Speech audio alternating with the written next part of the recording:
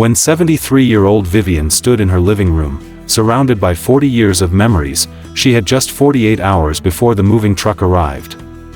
Her adult children lived across the country, and she was completely alone with decades worth of belongings. What happened next shocked everyone, including Vivian herself. Not only did she clear out her entire 3-bedroom home in just 2 days, but she also felt truly free for the first time in years. The secret? 7 ruthless tricks that go against almost everything you've ever been told about decluttering. And here's the best part, any senior can do this, even if you're overwhelmed, tired, or don't know where to start. In this video, I'm going to walk you through Vivian's exact system.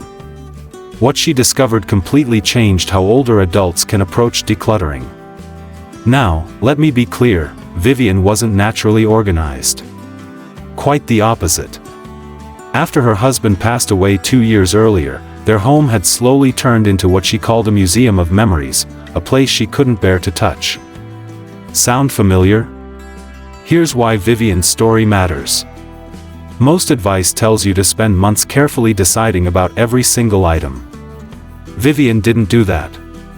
She used 7 counterintuitive tricks designed specifically for seniors, people who are dealing with a lifetime of possessions, limited energy, and strong emotional ties to their belongings. By the end of this video, you'll have the exact roadmap Vivian followed. No fluff. No feel-good tips that don't actually work. Just the raw truth about what really gets results when you need to make big changes fast. But first, I want to know, have you ever felt completely overwhelmed by the thought of decluttering your home? Drop a comment below and tell me your biggest struggle. I read every single one, and your experience might help someone else who feels the same way.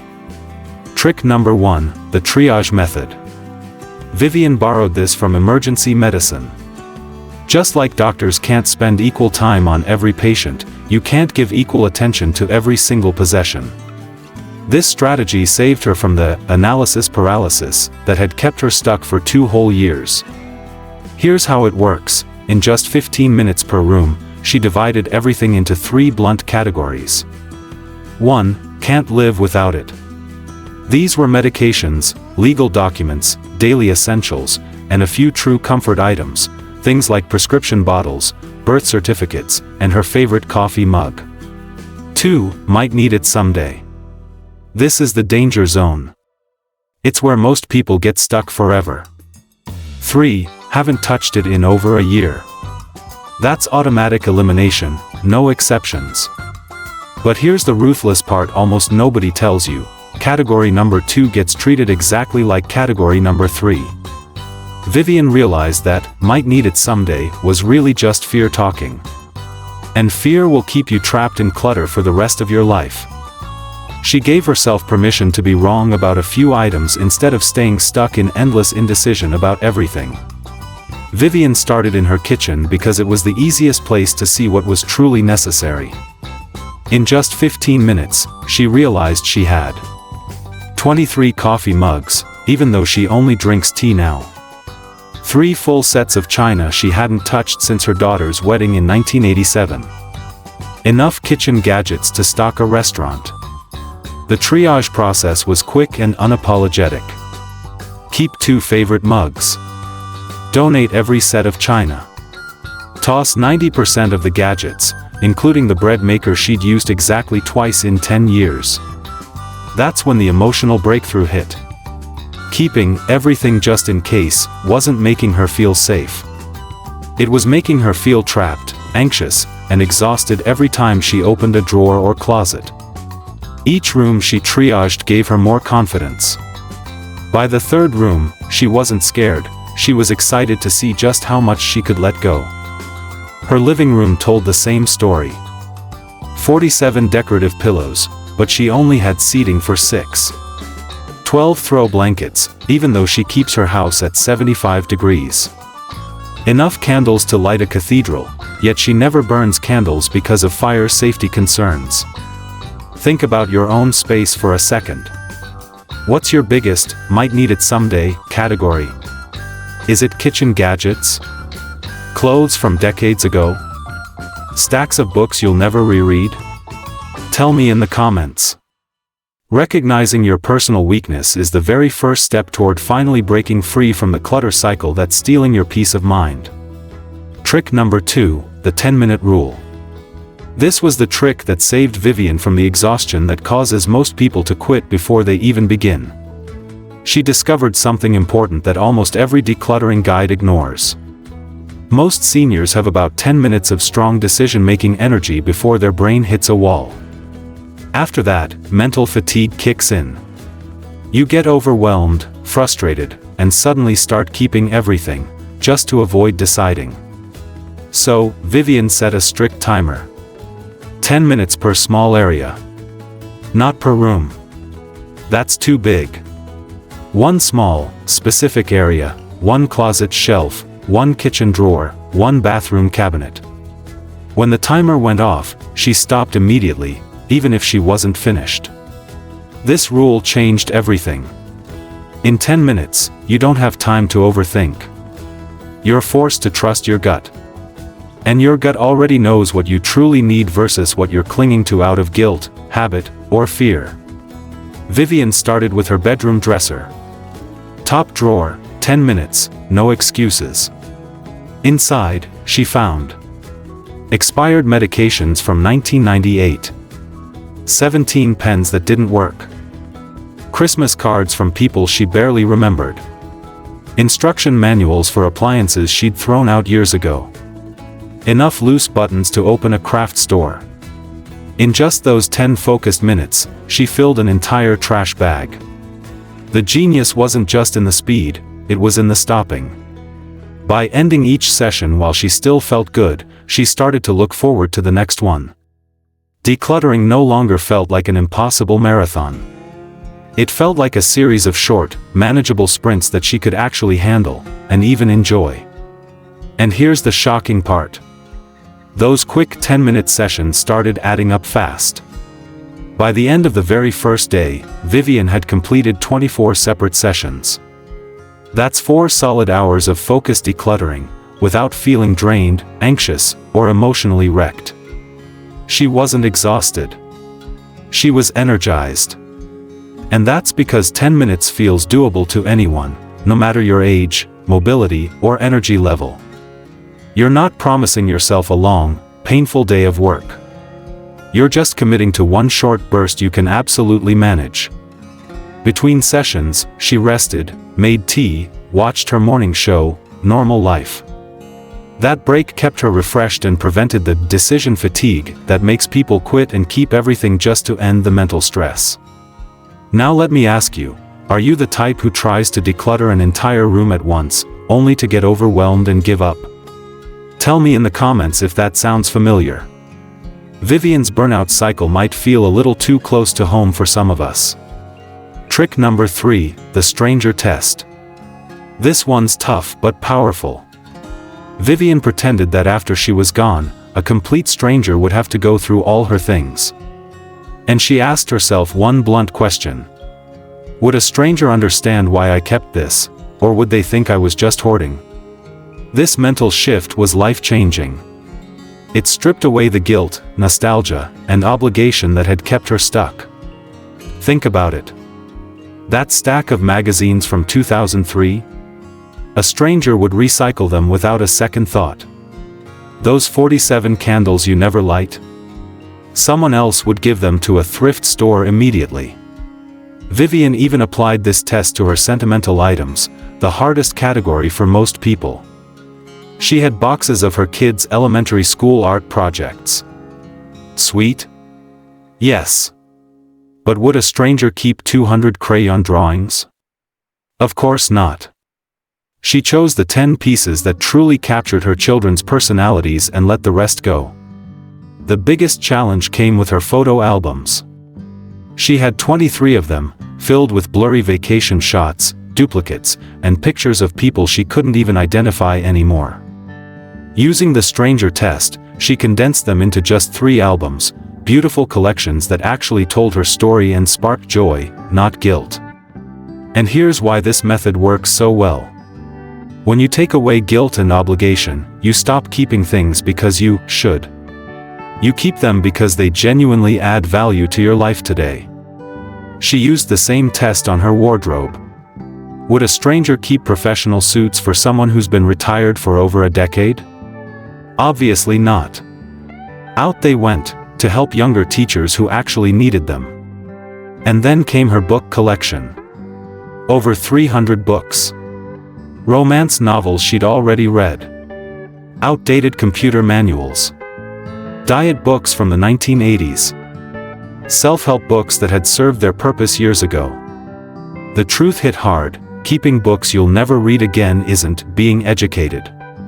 It's just hoarding with a fancy excuse.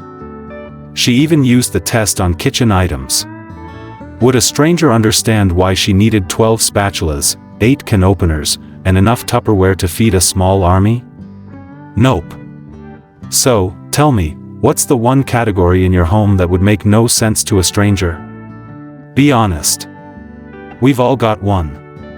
And admitting it is the first step to finally letting go.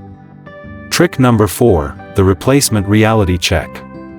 This one tackles the fear that traps so many people, especially seniors, in a house full of clutter. What if I need this someday and I can't replace it?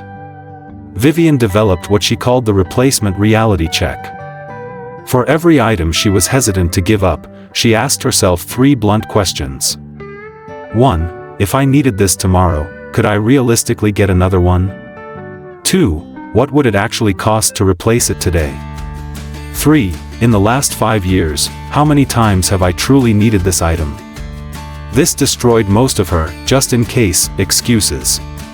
Take screwdrivers, for example. She found 12 of them scattered across various drawers. Could she get another if she needed one? Of course. Any hardware store. Even a neighbor. Cost to replace all 12? Less than $15. Number of times she'd used more than one screwdriver in the last 5 years? 0. She kept one good one and donated the rest. That's when she realized something big. Holding on to everything, just in case, was actually costing her more than occasionally replacing an item would. She was paying in hidden ways, by sacrificing storage space, adding stress, spending extra cleaning time, and living in chaos, all to save maybe $5 once every few years. The math didn't make sense. She applied this to her craft supplies. Boxes of yarn she'd never knit. Fabric scraps from projects she no longer enjoyed. Dried out art supplies from the 1980s. If she ever wanted to start watercolor painting again, wouldn't she rather buy fresh, high-quality supplies instead of digging out old, crusty paints? Of course. Even her extra furniture wasn't safe from this test. She had dining chairs stored in her basement, just in case she ever hosted a big dinner. Reality check: she hadn't invited more than 4 people over in 8 years. And if she ever wanted to host a larger group, she could rent chairs for a fraction of the cost, without sacrificing her space every single day. Before we keep going, if you're finding this helpful, take a second right now to white heavy checkmark subscribe to the channel so you don't miss the rest of this series. White heavy checkmark hit the like button if you're ready to finally break free from clutter. White heavy checkmark leave a comment with your biggest decluttering challenge, I really do read them all. White heavy checkmark share this video with a friend or loved one who might need this. And most importantly, watch until the end. The last 3 tricks are the most powerful of all, and you don't want to miss them. Those extra dining chairs? They had been sitting in storage for years, costing her space and energy for an event that would likely never happen. In reality, she could rent chairs for a few dollars each, for less than what she'd spent storing them every single year. The same logic hit her hardest in the kitchen. That bread maker she'd used twice in 10 years? If she suddenly became passionate about baking bread, she could pick up a better model for $20 at any thrift store. That juicer collecting dust from her short-lived 2015 health kick? Walmart sells a brand new one for $30. Meanwhile, these unused appliances weren't just taking up room. They were stealing her counter space, making her kitchen feel cramped and chaotic every single day. Her tool collection got the same reality check. Specialized tools for repairs she no longer did herself were donated to younger homeowners who would actually use them. She kept only the basics and accepted that hiring professionals made far more sense at her age than clinging to equipment she hadn't touched in years. Here's the uncomfortable truth. Most of the things you're keeping, just in case, will never be needed. And the rare items you might actually need? In today's world, they're cheap and easy to replace. So let me ask you, what's one item you've been holding onto that you could replace for under $20? Share it in the comments. Let's do a little reality check together and start freeing ourselves from expensive clutter. Trick number 5, the energy investment scale. This next trick saved Vivian's sanity and stopped the emotional burnout that ruins most decluttering attempts. She realized she couldn't treat every single possession as equally important. She had to protect her limited emotional energy by spending it only on decisions that truly mattered. She created what she called an energy investment scale, from 1 to 10. Level 1 items got 0 emotional energy. They went straight to the trash or donation box. No guilt. No overthinking. Level 10 items got her full attention, careful decisions, proper storage, and a place of honor in her new life. Everything else fell somewhere in between, based on how much emotional energy it actually deserved. Take her books, for example. Cheap romance novels she'd read once. They were a 1. Straight into the donation box. Her late husband's technical manuals. Maybe a 3. She spent 30 seconds deciding whether her kids might want them. Then she boxed them up for donation. Her grandmother's handwritten cookbook filled with family recipes. That was a solid 9. She carefully cleaned it, protected it in archival plastic, and gave it a special place in her kitchen. This approach stopped the endless emotional drain that had paralyzed her before. Instead of agonizing over every item equally, she could quickly see which ones were worth her attention, and which weren't. The biggest breakthrough came when she faced her overcrowded bedroom closet. She had 67 pieces of clothing jammed into a space designed for 30, but she only wore about 12 of them regularly. Using the energy scale. Most of her clothes rated between 1 and 3. They went straight to donation. The few pieces she loved, the ones that actually made her feel great, rated 8 to 10. Those stayed, got good hangers, and were spaced neatly so she could actually see them. That entire closet, something she dreaded for months, was done in 45 minutes. Not a whole weekend. Not a week. 45 minutes. And here's what she discovered. The items she'd been spending the most emotional energy worrying about were usually the least important to her actual happiness.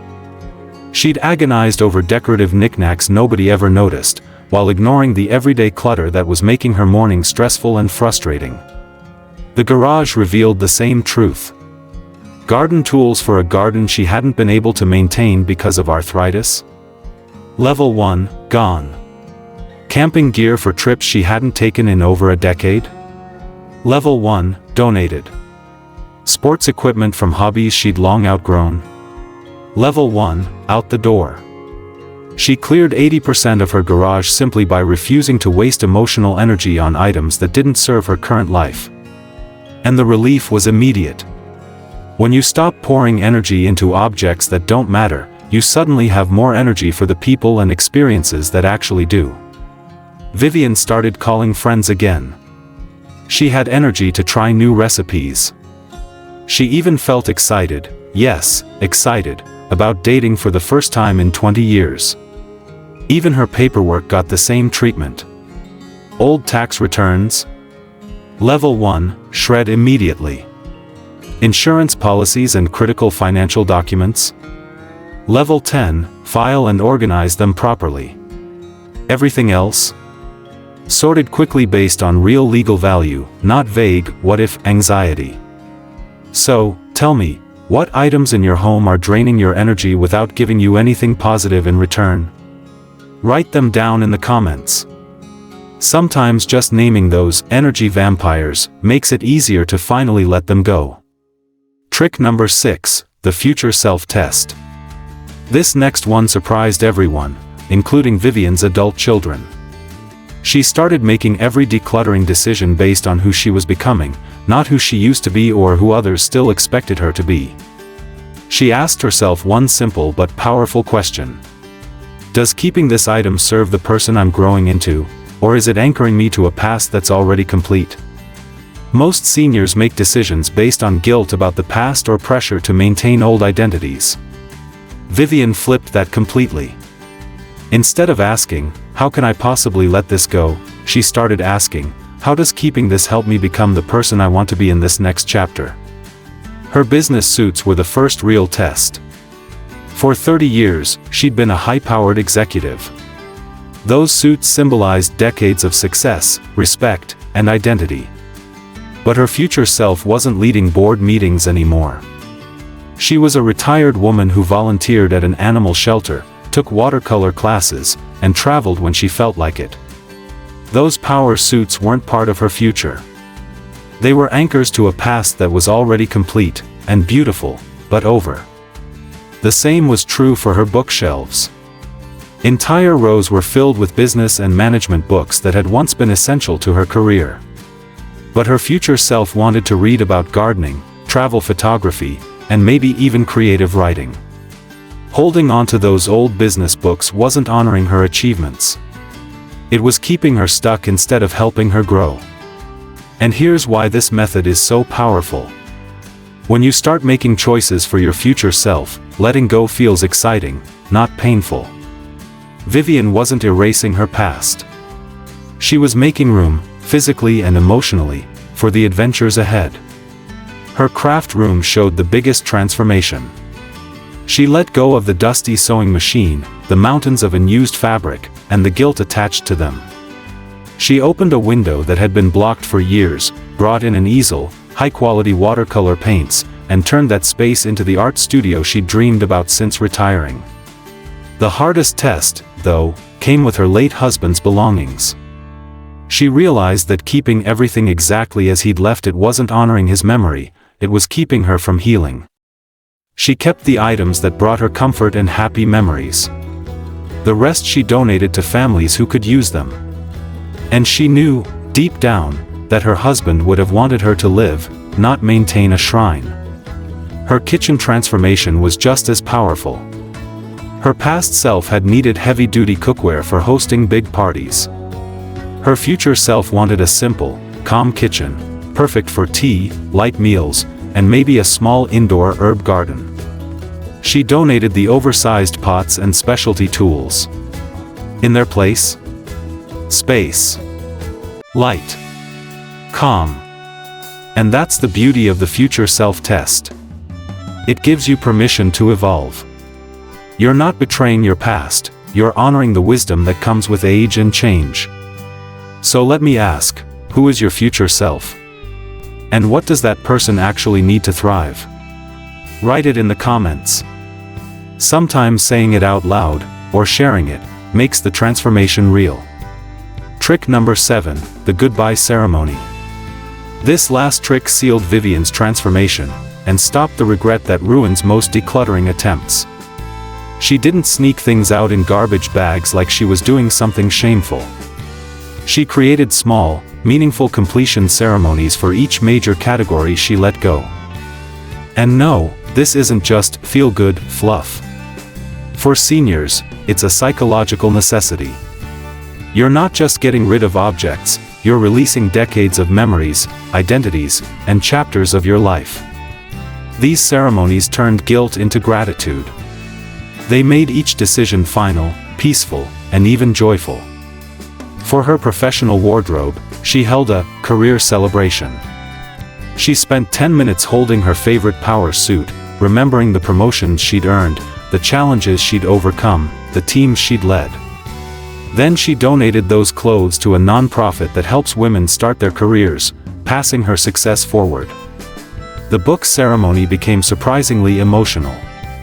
She wrote short thank you notes, "Thank you for teaching me about leadership," or "This book helped me through my divorce." She slipped those notes inside the books before donating them. Weeks later, strangers reached out after finding those notes, telling her how meaningful they were. The photo ceremony was the most powerful. Instead of tossing duplicates and blurry shots like trash, she held what she called a memory celebration.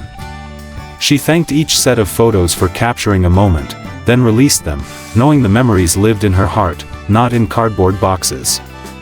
She did the same with her kids' childhood artwork. She photographed every piece, created a digital album called My Children's Masterpieces, and shared it with her adult kids. They were moved to tears. For the first time, they could actually enjoy those memories, without needing closets full of dusty boxes. Even broken or worn-out items got their own retirement ceremonies. She thanked her favorite old sweater for keeping her warm through countless winters before sending it to textile recycling. She held her mother's mixing bowls, remembered family dinners, then passed them to a young neighbor who was just learning to cook.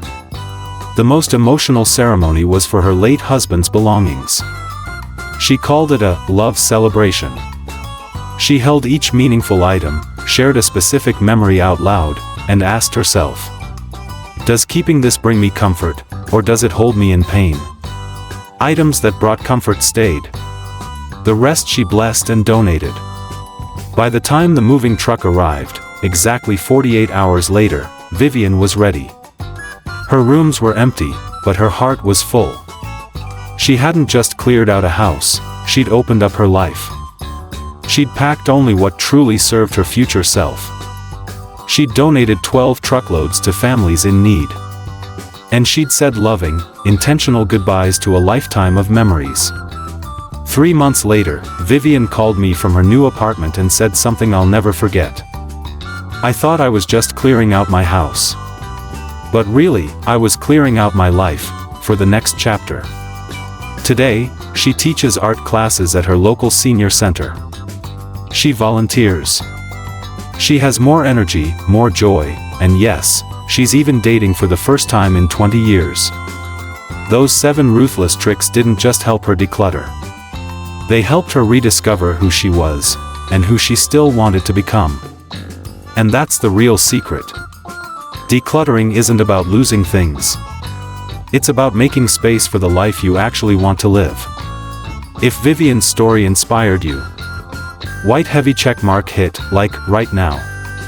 White heavy checkmark, share this video with someone who needs to hear it. White heavy checkmark, comment below with the trick you're going to start with. I respond to every single one. White heavy checkmark, and make sure to subscribe and turn on the notification bell. Because each week, I share new strategies designed to help you make this next chapter your best one yet.